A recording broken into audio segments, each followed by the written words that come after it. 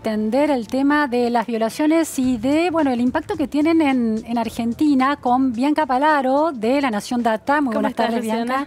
Has hecho un informe muy completo sobre, bueno, la incidencia de la violación como delito. ¿Nos podés ir contando?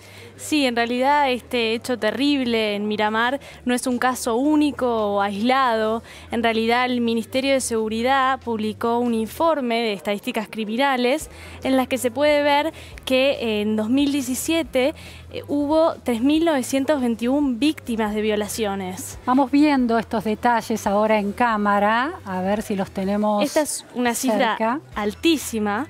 Allí tenemos la cantidad, las cifras de violaciones en Argentina. Contanos, Bianca. De hecho, es la cifra más alta desde que se tiene registro, desde 2014. Y si se compara con el año anterior, con 2016, se puede ver un aumento del 6%. Esto entonces son 3.921 víctimas de violación. ¿En qué periodo? 2017, en tan solo un año en toda la Argentina. Ajá. Y estamos hablando de que esa cifra representa casi 11 víctimas de violación por día, que es una barbaridad, es una cifra muy grande en realidad para hacer este tipo de delito.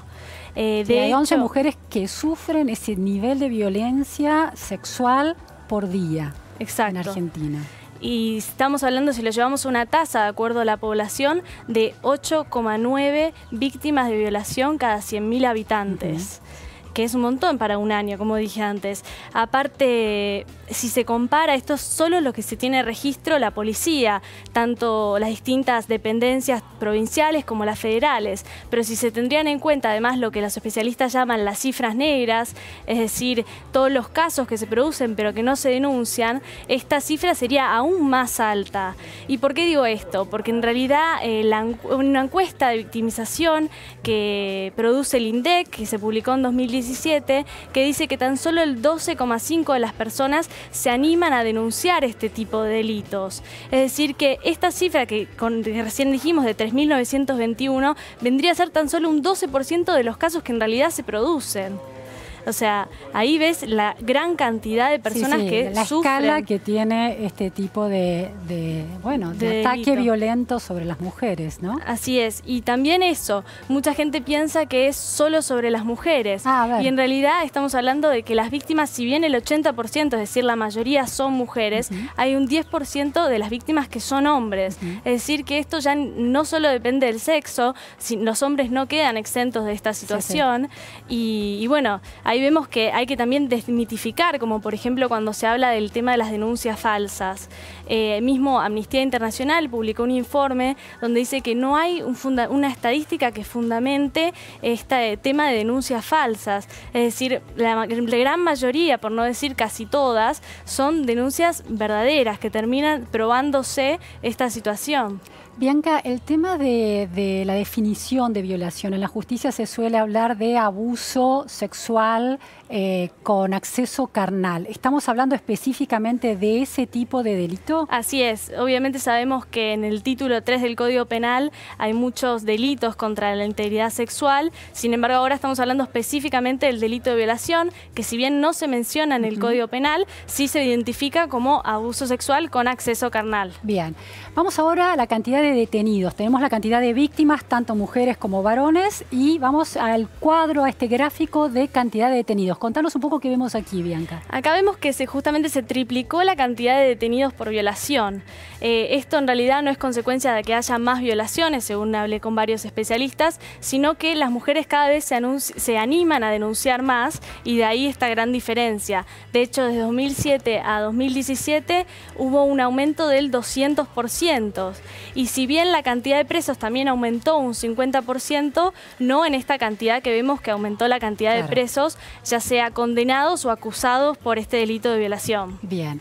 Tenemos otro gráfico que habla de la tasa de este delito de violación por provincia. Así es. En un análisis más bien federal se puede ver que las provincias donde la tasa es más alta es tanto en Misiones como Salta, donde supera el 20%. En cambio, las provincias provincias donde la tasa más baja es en Entre Ríos, en Neuquén y también en San Juan, por ejemplo, donde la tasa es de 4 cada 100.000 habitantes. Esto obviamente teniendo en cuenta la población que hay en cada provincia, porque de hecho uno pensaría que en Ciudad de Buenos Aires y en provincia es donde se produce la mayor cantidad. Y si bien es así en términos absolutos, cuando uno tiene en cuenta la cantidad de habitantes, ya no. De hecho, Buenos Aires y la provincia con una tasa de 5 y 7 cada 100.000 habitantes es bastante bajo, teniendo en cuenta en provincias como dijimos recién, Misiones, Chubut, Salta, donde la tasa es de 20 cada 100.000 habitantes. Es importante entender, y es un tema para seguir realmente, qué está pasando en Misiones y Salta, donde la tasa, con una población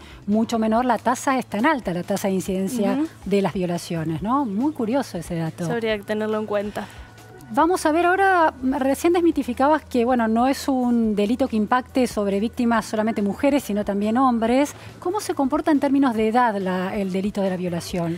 Bueno, en realidad hay una línea nacional de abuso sexual infantil, que por las dudas lo digo, es el 0800-222-1717, a la que pueden llamar no solo las víctimas, es decir, los niños, sino también los padres o tutores que pueden ser conocidos.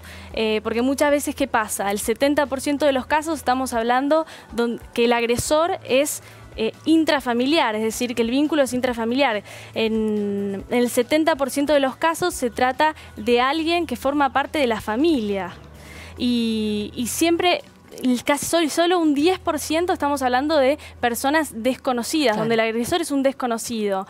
También lo que señalabas hoy de la falta de visibilidad de este delito, porque precisamente aquella persona que finalmente se decide y se anima a denunciarlo impacta en todo su entorno familiar, dado estos porcentajes, ¿no? Así es. Estamos hablando, como dije recién, de 7 de cada 10 donde el agresor es familiar. Y de esos 7 de cada 10, el 54% es el padre o el padrastro. Así que eso hay que tenerlo muy en cuenta, sobre todo a la hora de denunciar, de poder darse cuenta que va mucho más allá de un desconocido, de alguien a quien le tenemos miedo, viste que eso también es un mito, de que la persona que viola a otra es generalmente alguien alguien que uno tiene miedo, que no conoce, que quizá la secuestra. Y si bien obviamente esos casos existen, la mayoría cuando se trata de abuso sexual infantil es intrafamiliar.